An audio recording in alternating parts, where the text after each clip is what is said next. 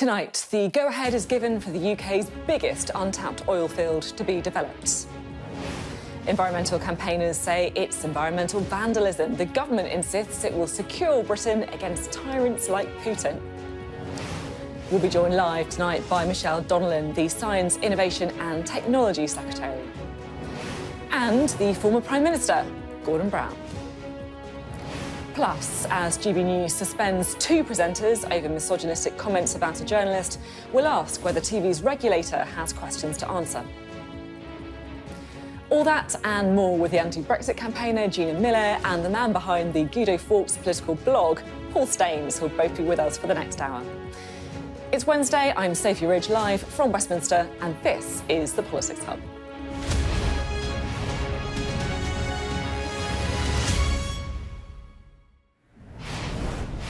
Hello, good evening.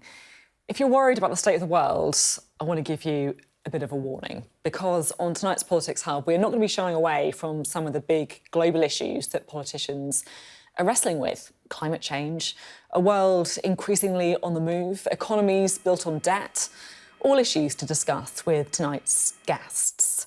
Gordon Brown, who's so worried about the state of the world that he's written a book called Permacrisis, but don't worry, he does also have a plan to fix it.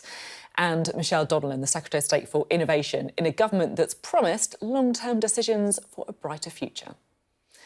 Long-term decisions, easier said than done, because long-term decisions have a habit of running it into short-term problems, like who is going to pay for it?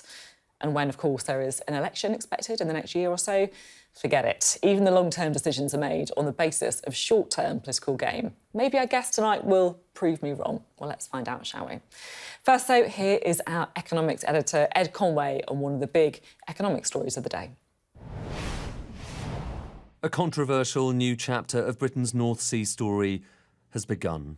Far off the Shetland coast in the coming months, as the seasons turn, work will begin to extract crude from the Rosebank oil field. It is a big moment, the biggest new North Sea field in 2 decades.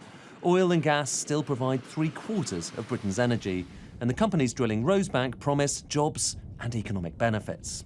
The announcement today also means that we're committing to inwards investment into the UK.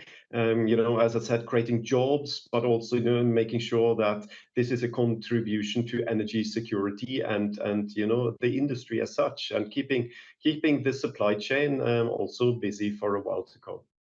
And, say ministers, this isn't just about the economy, but about security too. It is important for energy security. First of all, the gas that's being produced gets used domestically. And if you just rely on foreign imports, you're relying on foreign regimes from far away.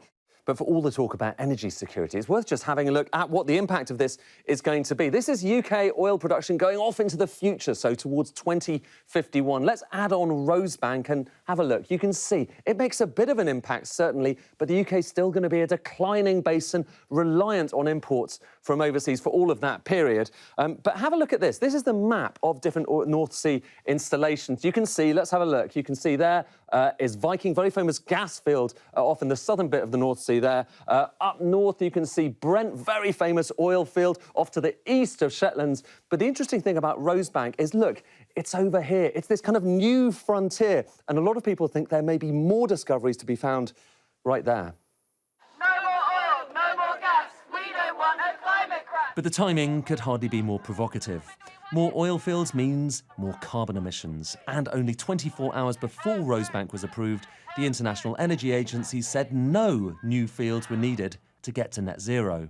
In other words, it's not just protesters making this point. We have a massive opportunity actually to develop our renewable energy resources, which we have in abundance here in the UK, which are a pathway to much cheaper energy, and that's the direction of travel that we're seeing across the world. And instead we've got the UK government doubling down on fossil fuels, which, aside from the fact that our climate simply cannot cope with these massive new oil fields, will keep pushing the UK in the wrong direction in terms of our long-term economic prosperity and in terms of the jobs of the future. The North Sea is still declining. Rosebank won't change that. But it is a symbolic moment, a reminder that the path to the energy transition will be bumpy and divisive. Ed Conway, Sky News. Lots of questions there to put to our government guest about that story in just a few moments. But First, the other big story that I want to talk about tonight is GB News, because it suspended two of its presenters, Dan Whitten and Lawrence Fox, after a live discussion last night about the journalist Ava Evans that has been widely condemned as offensive and misogynistic. Now, I have slightly wrestled with this, but we are going to play you a bit now. I want to warn you that it is quite unpleasant and it did get worse after this, but it is important to give you a flavour of what exactly was said and also the tone in which it was said.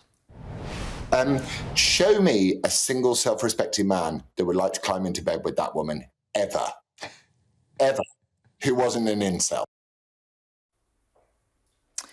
Well, this afternoon, Dan Whitten was taken off air after his reaction to Lawrence Fox's comments and revelations by Lawrence Fox that they had joked about it afterwards.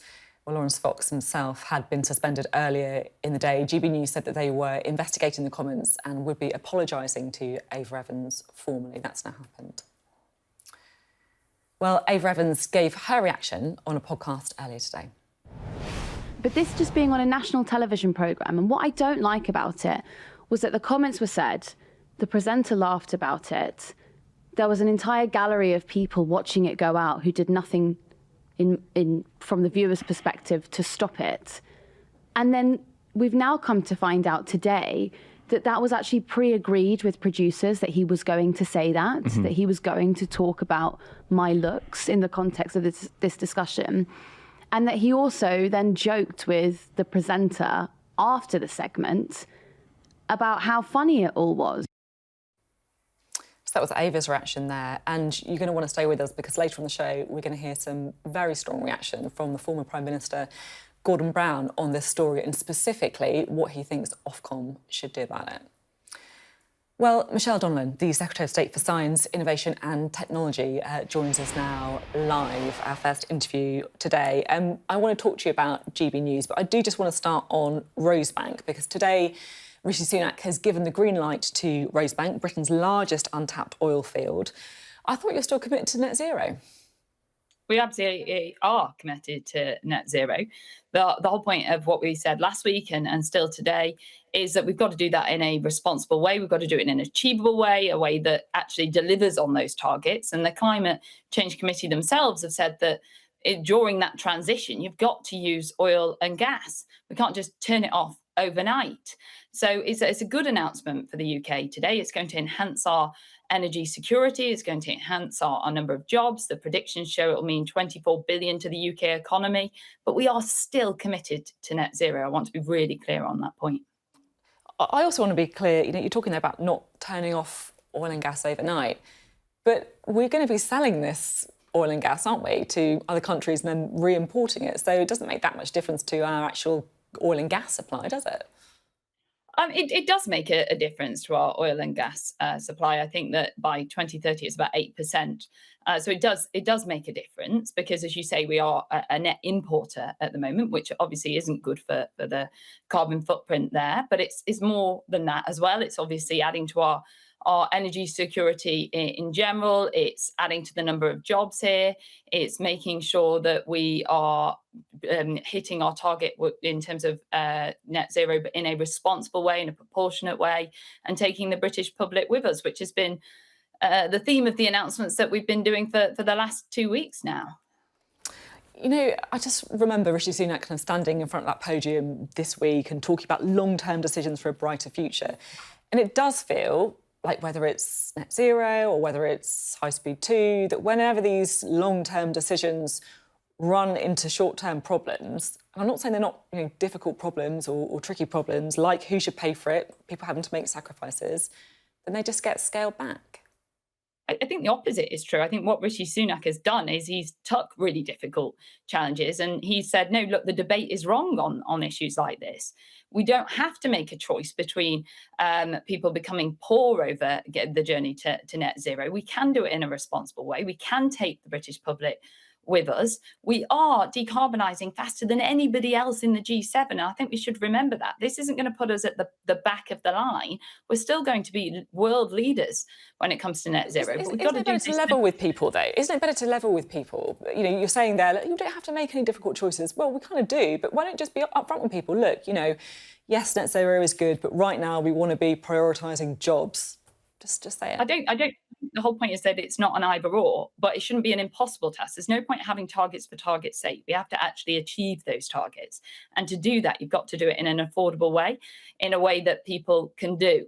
So if electric cars at the moment aren't affordable for everybody, we've got to push those targets back slightly. The same with heat pumps. But we also need to invest in the technology, which is at the heart of my work. And part of the announcement that we did last week was £150 million into green fellowships, so getting experts, academics to really look at some of these problems on these tangible issues so that we can actually develop the technology quicker to answer some of these issues. Let's talk about GB News, shall we? Because Lawrence Fox and Dan Wootton have been suspended after broadcasting some pretty misogynistic comments. I'm sure you've heard what they said. Who would want to shag that? They said about a female journalist. Show me a single self-respecting man that would like to climb into bed with that woman ever, ever. How should Ofcom, the watchdog, respond? I think Ofcom really do need to look at this. I was quite shocked and taken aback by the level of the comments made and the response of Dan on that show.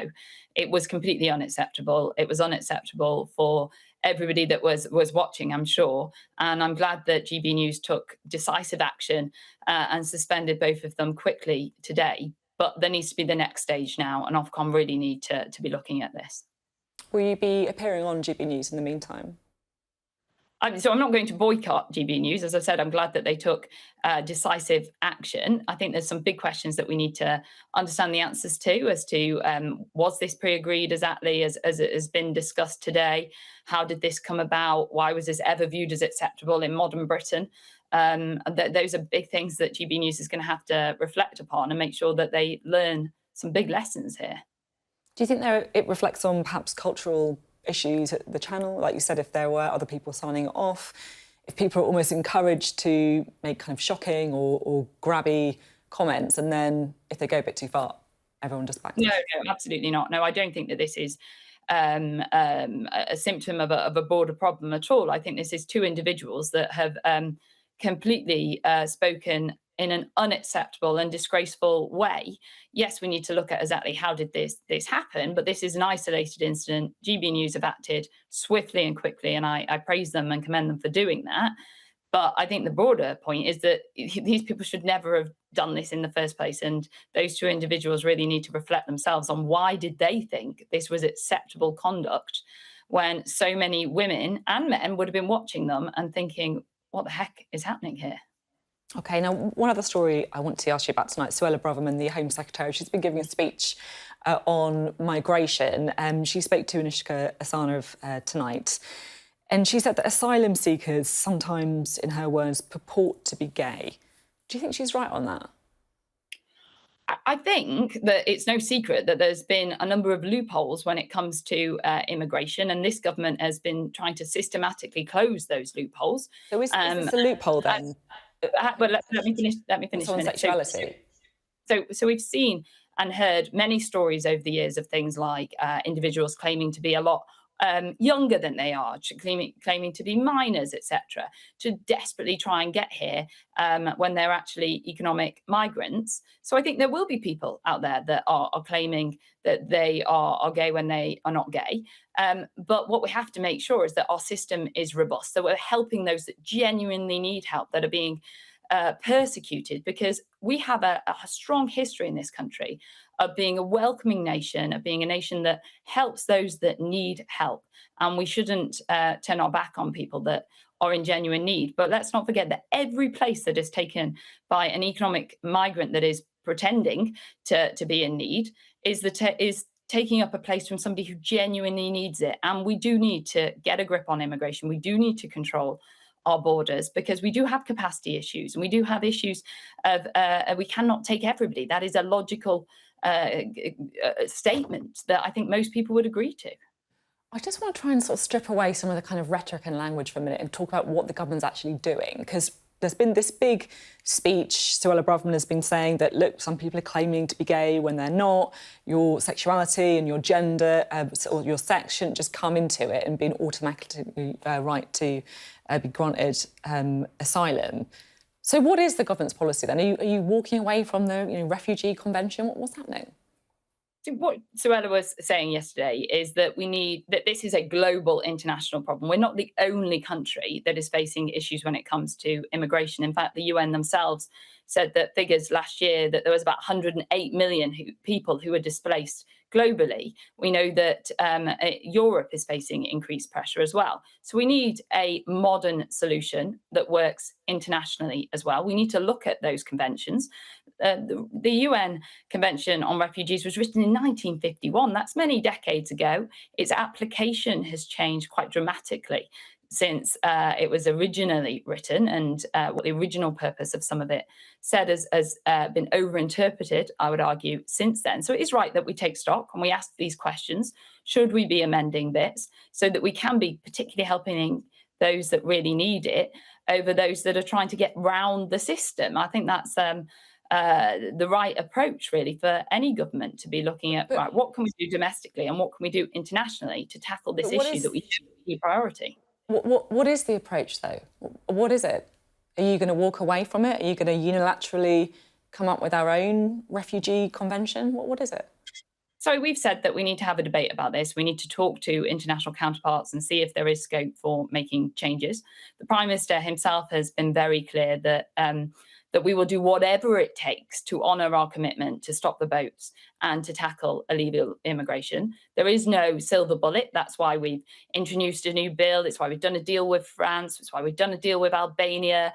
It's why we've increased the number of our caseworkers to tackle the backlog.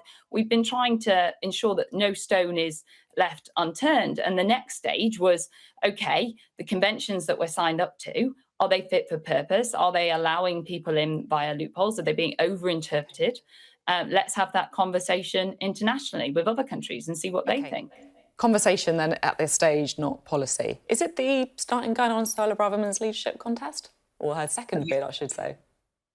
We have a Prime Minister in this country who has identified the key priorities, the priorities that come up in the doorstep when I go and knock on doors in my own constituency, and we're determined to deliver on those and to make good for the British public. There is no vacancy for any leadership campaign to even be trying to achieve. OK, thank you very much indeed. Michelle Donelan there speaking to us from Chippenham. Still to come on the Politics Hub, Gordon Brown joins us. Plus, we are going to be getting some reaction from our duo tonight, the anti-Brexit campaigner Gina Miller and Paul Staines, the man also known as Guido Fawkes.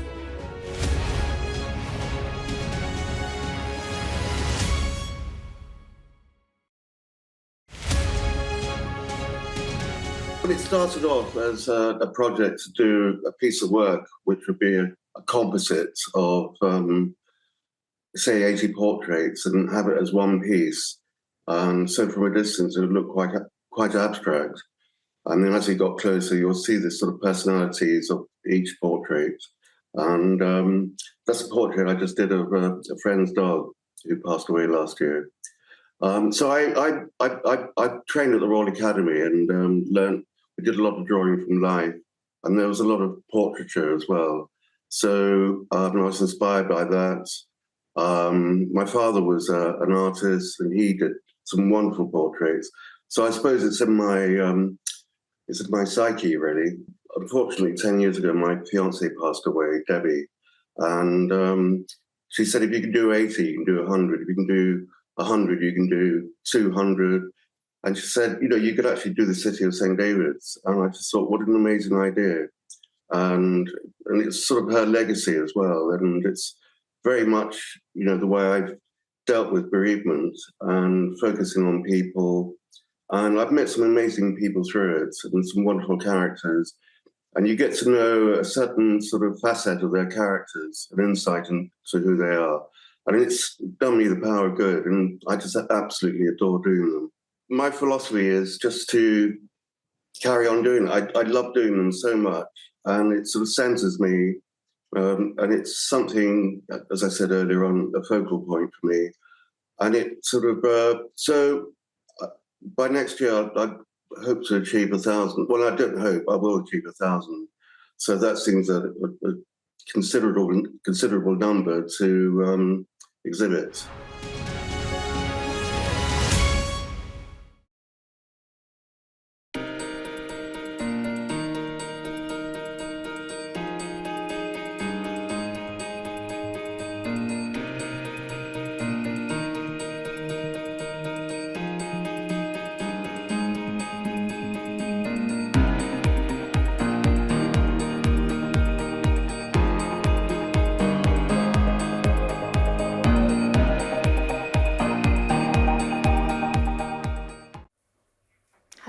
welcome back. Before the break, we were talking to Michelle Donelan from the government. We can get a bit of reaction now from our panel. Gina Miller, the anti-Brexit campaigner, who is the leader of the True and Fair Party, and Paul Staines, who's the editor behind the Giddy Fawkes website. Great to have you both on the show.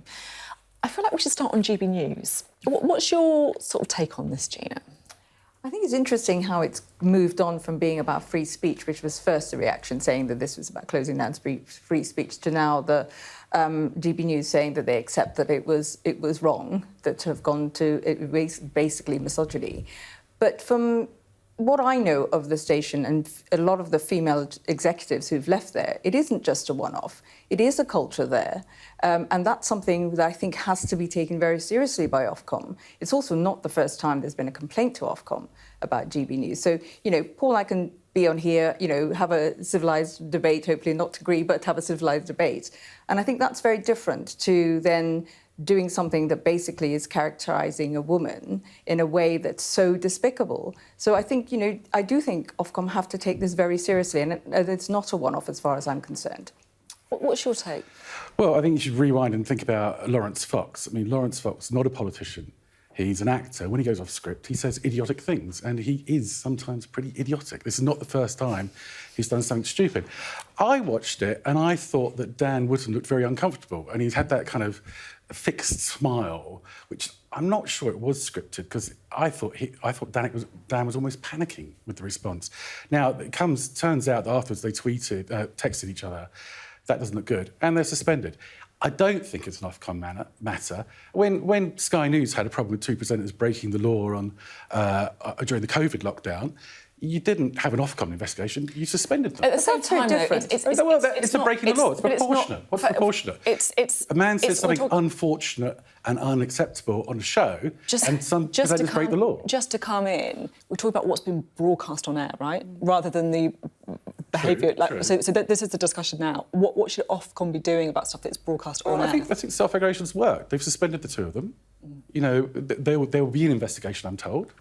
If it turns out that this was a scripted matter, that's different. But I don't think it's a matter for Ofcom to get involved in.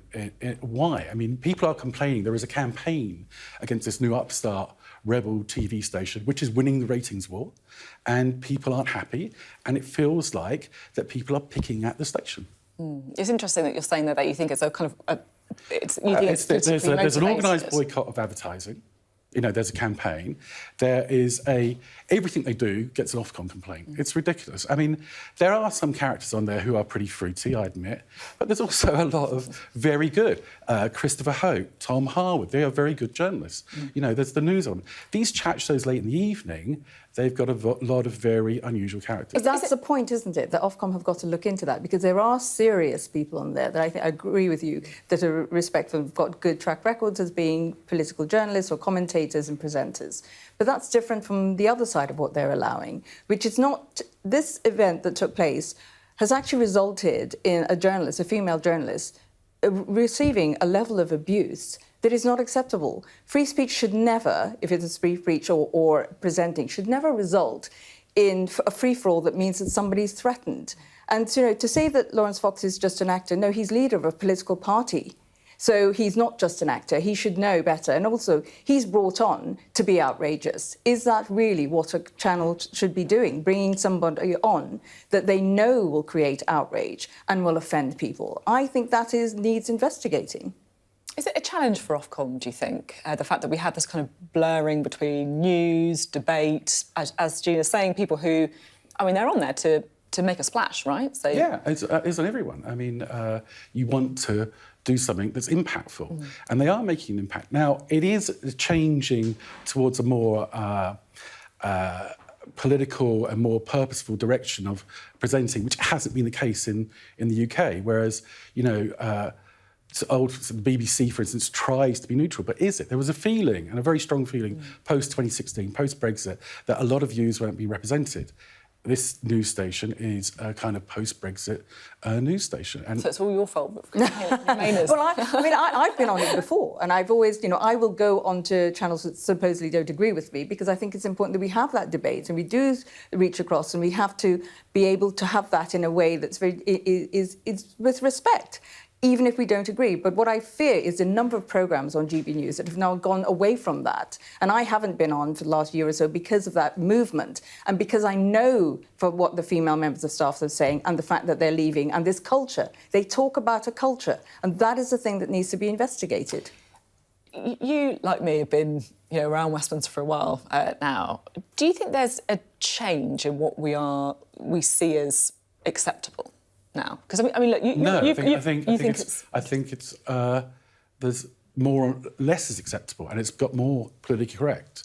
So I'm not. Is that a good thing or a bad thing? Well, it is the modern age. I think there's a lot of things that would have been considered okay are not acceptable. I mean, your old newspaper, The Sun, page 3. Do you remember that? I was News the World, actually, but nearly there, fact-checking. Good point. But it was acceptable in a national newspaper to have that. It would be completely out of question. And have you seen that in your own website as well? Yes, exactly. Yeah, I mean, we've done things in the past that perhaps we wouldn't get away with now, or would get certainly more kickback. Really interesting to have a debate. Good to have a good-natured debate on this stuff as well, so we appreciate it. Right, now let's have a look, shall we, at some of the stories that we've been covering on our Digital Politics Hub, shall I, which has been across all of today's developments as usual. Now, we can have a look at this one here. Where are we? Here we go.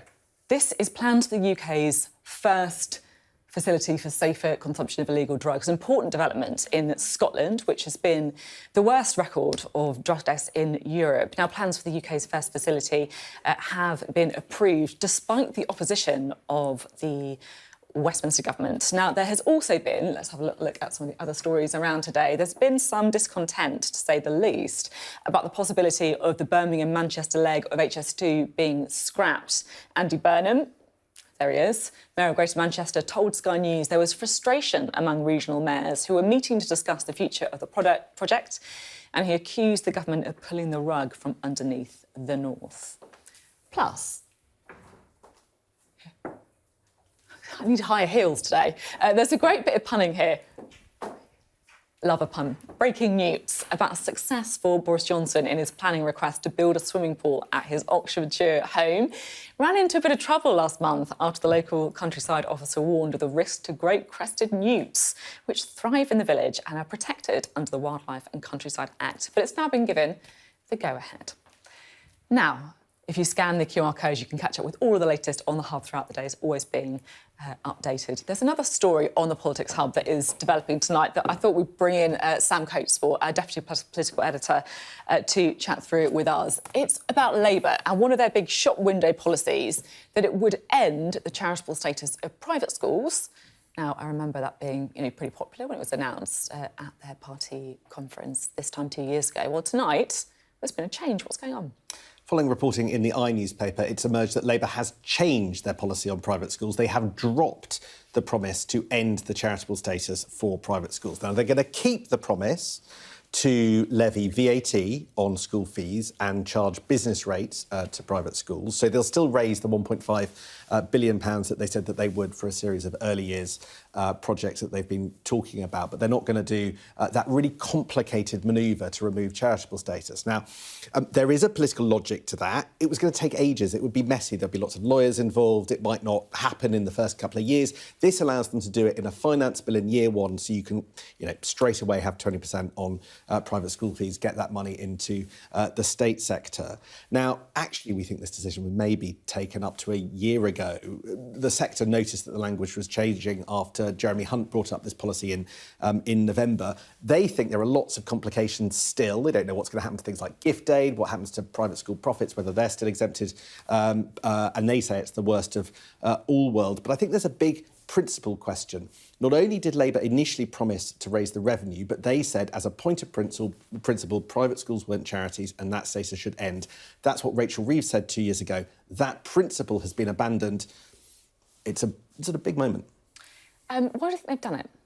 I think for practical reasons, there has been a backlash. Jeremy Hunt mentioned it in his budget last year, and I think it's incredibly complicated. I think that... It's quite popular policy, though, isn't it, if you poll it, right? It is, and I think that it's where politically popular policies and the reality of implementation in government often clash. And I think we'll see a bit of this from Labour I don't think it's a decision they've made in the last few weeks.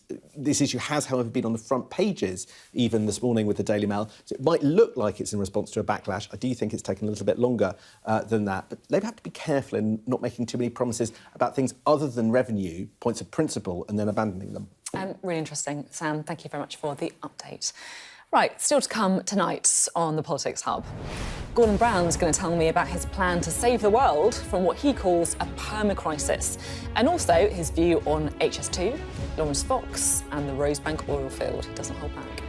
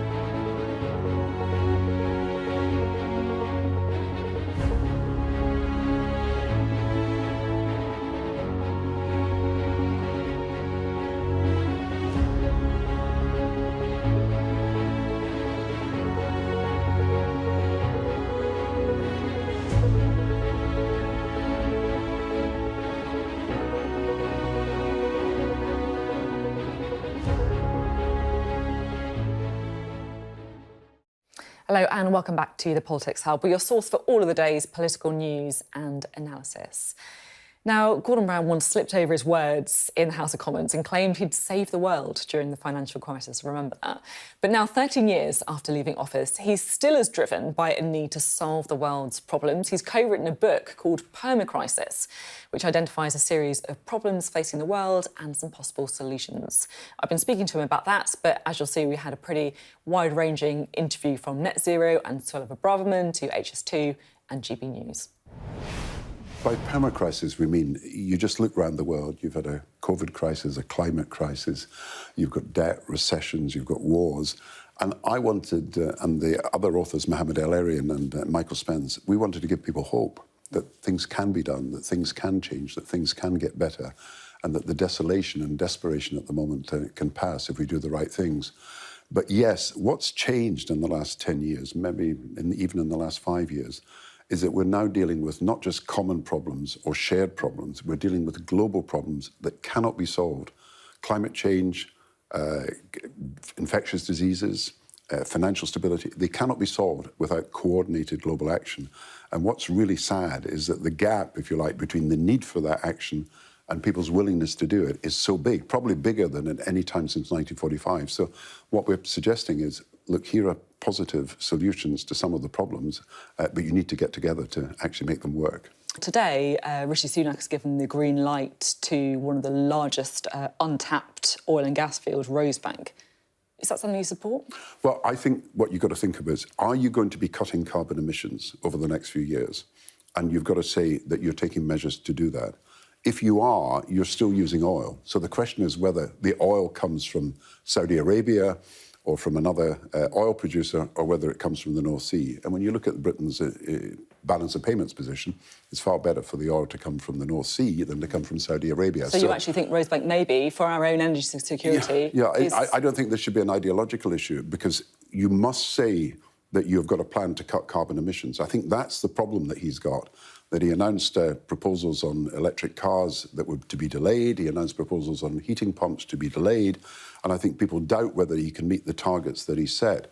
If you're serious about cutting carbon emissions, and we can do it, then it doesn't seem to me to be an ideological question if you've got to use some oil, where that oil comes from, and surely it is far better for it to come from Britain at the benefit to our balance of payments, even if we're selling it abroad, rather than from Saudi Arabia. So I do think there's a common sense solution to this. And of course, there's jobs in the North Sea. You've got to always be aware, you know, when you're making big changes, and we are making big changes, look what happened to the mining industry and the damage that was done to so many families when we pulled out of coal, and we didn't do the transition properly. Now we've got a transition from oil and gas, and you really have got to bear in mind that there are livelihoods also dependent on what happens in the North Sea, and particularly in Aberdeen and the North East, but it goes right down to the North East of England. And so we should be aware that you've got to give a proper transition for people in these jobs. Another big global issue is migration. You know, the fact we've got a world on the move. We had the Suella Braverman speech yesterday that many people criticised because of the language that was used, the existential threat, as she put it, of uncontrolled migration. But is she right that we should start talking about what it means to have... but her policy is completely wrong. Look, if you go to Africa, and I've visited most of the African countries over my time, African population is 1.2 billion at the moment. It will be 2.5 billion, twice as much in 30 years' time. Africa will be 25% of the world's population. Now, are you going to say to people in Africa that your only hope of getting a decent standard of living is migrating to the rest of the world, and particularly to Europe? Or are you going to say, we will help you in Africa and enable you to produce jobs, to produce products that can be sold, to get your agricultural sorted out, and Africa's still a net importer of food. So you've got to have a policy to help those people who, if they think they're going to be better off poor in a rich country than rich in a poor country, then the pressures for migration will grow. But if we are able to support Africa in its economic development... So it's aid, things like that you think... It's partly aid, but it's partly helping the economic development of these countries. I mean, looking at the UK, because it feels to me like the big challenge for whoever wins the next election is how to balance the kind of creaking public services that many people say are crying out for investment with an economy that, as you say, is low growth, high levels of debt. What should you do? Well, we need to back the clusters of economic growth. You know, we've got some great innovation. I mean, I go around... What does that mean? Does that mean investment? Does that mean spending and not being scared about debt in the right areas? No, I wouldn't put it that way. You need to encourage investment in the right places.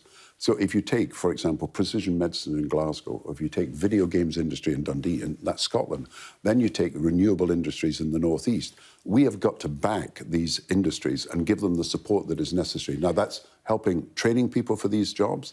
It's supporting research and development so that we are the most innovative and most competitive in the world. And, of course, it's better infrastructure. And, of course, it's not helped if you cancel projects that are important to the growth. HS2. Yes, important to the growth of the North and the North East, and important eventually to Scotland and Wales, because you're actually opening up the whole economy. The problem about the infrastructure decisions we're making is it's become a political football.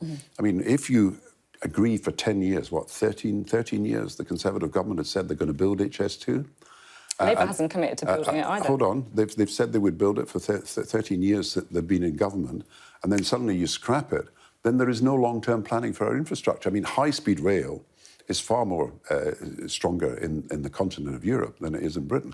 I remember President... So should Keir Starmer commit to building it any time? Well, I remember President Mitterrand Come on, I've asked twice now. Give us an answer. I remember... Come on. I will answer, of course, but I remember President Mitterrand saying that the Channel Tunnel opened up 2 worlds of travel. He said high-speed travel from Paris to Calais and then cross the Channel. And then he said a chance to have a leisurely look at the English countryside. And he was making fun of our inability to invest in infrastructure projects. Now, it's up to Keir Starmer what he does, but I think the issue is, are we going to take a long-term view, both about infrastructure and about the energy transition? I was very struck by some comments you made recently in Edinburgh. I mean, you've spoken a lot about child poverty, but you talk about benefits there specifically. You said the truth is you can't live on the benefits that you receive at the moment. People are so embarrassed by their poverty that they try and hide it, but they can't in the end hide it from children who are going to school without proper clothes. So what do you want to see here? There's obviously the 2-child limit on child benefit. I'm seeing poverty. I grew up in a town that faced the decline of the mining industry and the decline of the textile industry, and I saw poverty as I grew up, and I didn't think I would ever see it again. And this is worse poverty, and it's happening in a whole range of different communities. Not just because of loss of jobs, but because of low pay. So you're getting people working all hours and then having to queue up at a food bank because they can't make ends meet. You've got children going to school ill-clad and hungry, as I was saying there, and of course families choosing between heating, eating, and indeed keeping clean because they can't afford even the hygiene goods that are necessary, from toothpaste to soap and shampoo, to keep themselves going. So we've got to do something about it. And as far as I'm concerned, we cannot allow a whole generation of children to grow up. And that's why it seems we've got a levelling down strategy at the moment, not a levelling up strategy. And if it's confirmed by this north-south divide, then it makes it even worse. So I think we need a fundamental review, root and branch review of universal credit. You know, that is an essential element of looking at why are 4 million children now in poverty? Why is that going to rise to 5 million if we do nothing about it? Why, for example, do half the people on benefits, half the families with children on benefits, don't get the full benefit? They're suffering deductions because they've had to take a loan to get onto the benefit in the first place, and some of them paying back 20 or 30% of the benefit each fortnight in deductions from the Department of Work and Pensions. So there are families who can't make ends meet on the benefits that are announced, but there are millions of families who are actually suffering because they don't even get the benefit. And how about the 2-child policy? I mean, many well, that people must say be part of it. That must be part of a review. As far as I can see, the child poverty amongst families with 3 children is going to be about 55% of families with 3 children. And it's going to rise for families with 4 children to something like 75% of families are going to be in poverty. So you need this review. Now, there are many things that have happened over the last 15 years, really. Well, since 2010. You've got the bedroom tax, you've got the 2-child rule, you've got the cap on benefits, you've got the housing benefit not being paid in full, you've got these deductions I'm talking about. All these things have got to be taken into account to look at what is a fairer benefit system for the future. And just finally, another big story today, a bit of a different tone, if you like. GB News has suspended Lawrence Fox and Dan Wootton for misogynistic comments that were made on air. I'm not going to repeat them.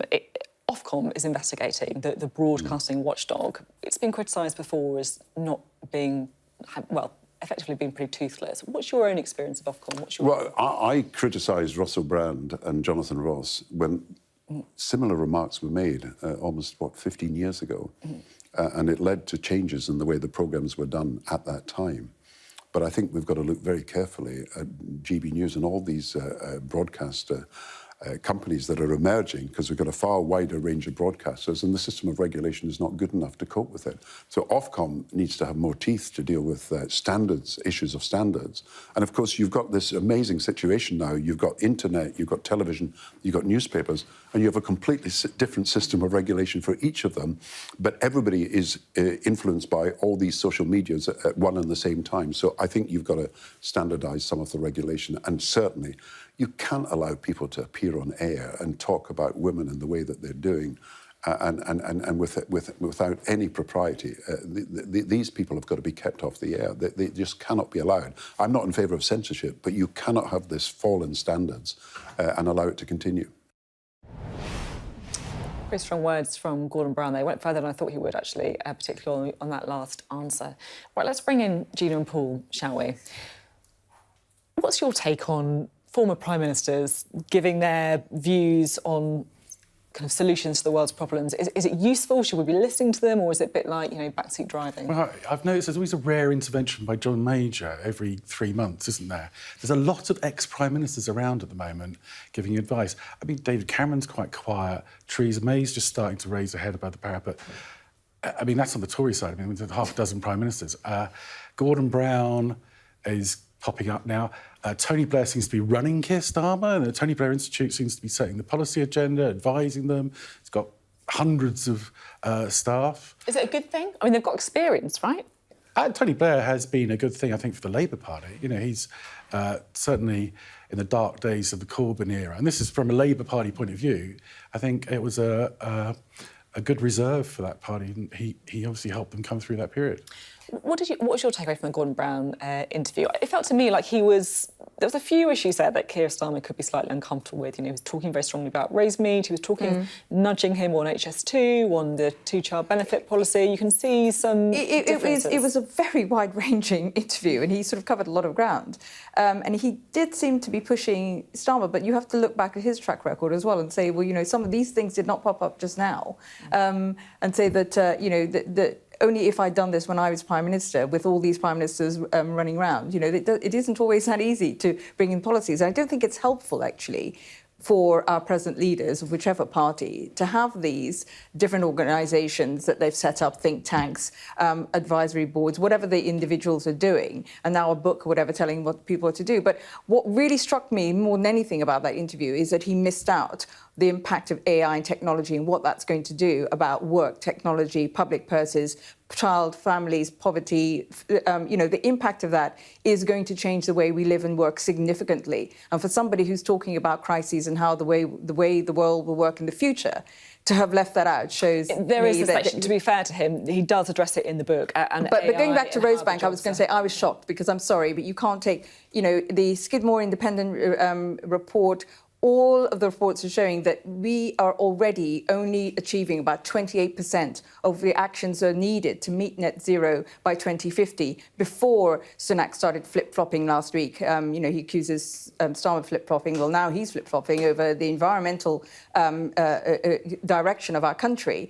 And if you look at the detail about Rosebank... Is he changing direction, or is he changing the pace? Because he did say he was sticking to the but goal, this is my point, is the pace at which he was going... Well, the pace at which they were going was already still going to only achieve 28% of where we needed to be by 2030 to achieve that target. So if you slow it even more, then we're going backwards. We're so far behind, and so many things that aren't going to happen. The massive increase in electrification to achieve these targets, it's just not on the agenda. But we can't afford... That's why we can't afford to take our foot off. And this is what they seem to be doing for short-term gain, political gain, to be saying you're going to take your foot off. Well, because we have to keep going. As I was thinking with Gordon Brown, where's the money coming from to do all this? Gordon Brown made about however many billions of commitments in that short interview.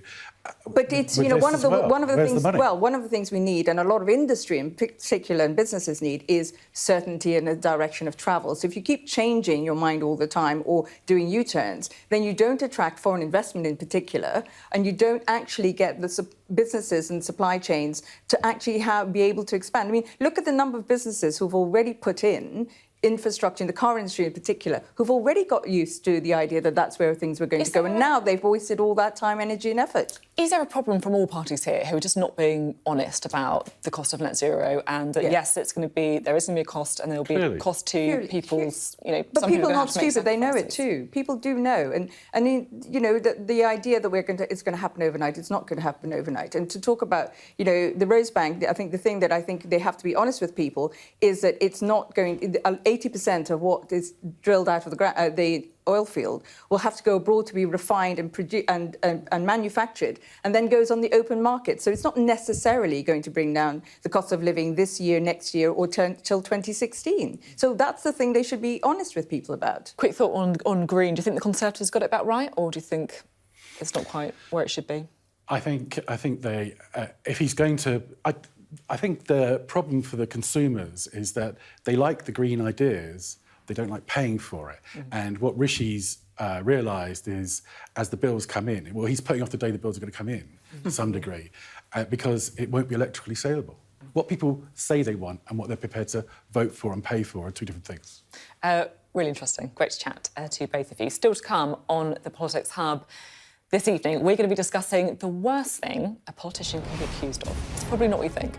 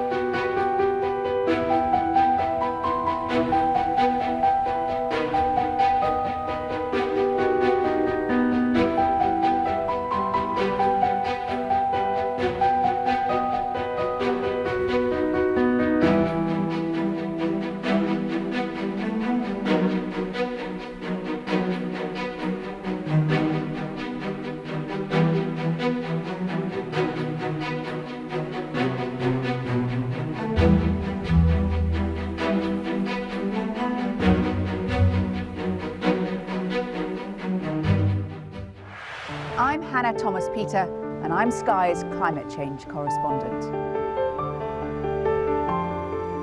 The UK is a world leader in wind power. Power! Power! People! It's part of the Congo Basin rainforest, which is such an important ecosystem. It's known as the lungs of Africa. We aim to be the best and most trusted place for news. She doesn't really enjoy speaking to the press, and it wasn't clear right up until the last moment that she was going to sit down with me. I might be just very naive, but I do believe that change is possible, otherwise we wouldn't be climate activists.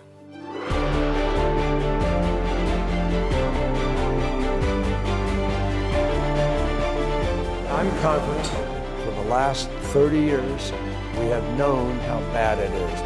I'm not here to apologize, I'm here to fight for the next step. You can see just the piles and piles of stuff, these sofas and people's desks and children's books. And you can see inside this home here, people trying to sort out their home. It's just been devastating. I think everything's at stake. The future of our planet, the future of the beauty around us, the future of you and me.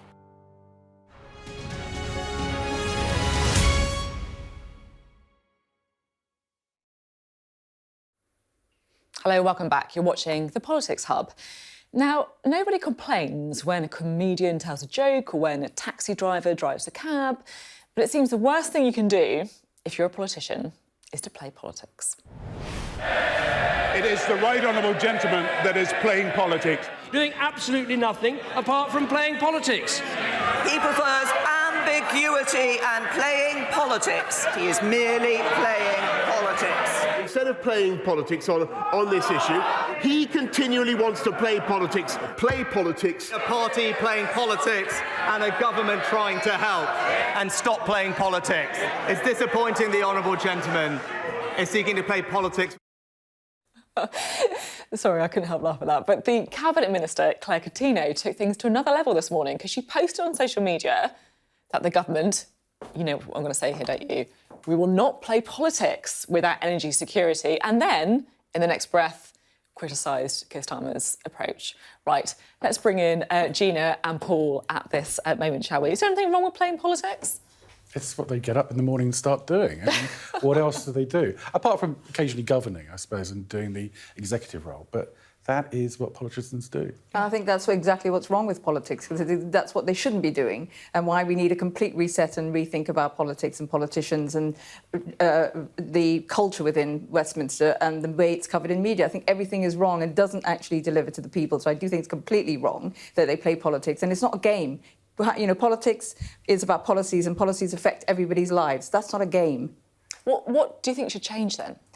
so much should change, but I think there's an awful lot about what's said in the House, what can be said, the language that's used. You know, dividing a nation to me is the worst thing a politician could do, is to create a language that divides people and sets them against each other, and that's got to stop immediately. And I think the other thing is about redress when they do things that don't turn up for Parliament or have second jobs. There's a whole list of things I would see wanting to change quite quickly. Are you a full-time politician now? I'm now leader of a party. I do have a day job, but I'm not elected. And when I'm elected, I will not have a second job. OK. What is there a problem with that adversarial nature of politics, or is it all actually, just part of politics, part of it? The adversarial style of politics has been copied all over the world, so there must be a reason why we have adversarial politics. I think, is it India they have a round Parliament? Yeah, they do. And have you seen how it kicks off in there? It didn't make any difference and whatsoever. Scotland as well, right? The Scottish Parliament, it's different. Having adversarial is different. That's different from point scoring and really every PMQ is being a pantomime. That's different from having adversarial debate. Because if you go back and read, I mean, the other day I read some of Mrs. Thatcher's. I'm not a Tory. I'm not a Thatcherite. But reading some of the debates in Parliament there, it was really instructive to see the level of intellectual rigour that some of those debates had, and I only wish we went back to that. And quite a lot of theatre. Everyone says they don't like the pantomime and the Punch and Judy of PMQs, yet it is the show that gets the most coverage and the most biggest audience. So something isn't adding up there. Playing politics yourselves? How do you rate your game?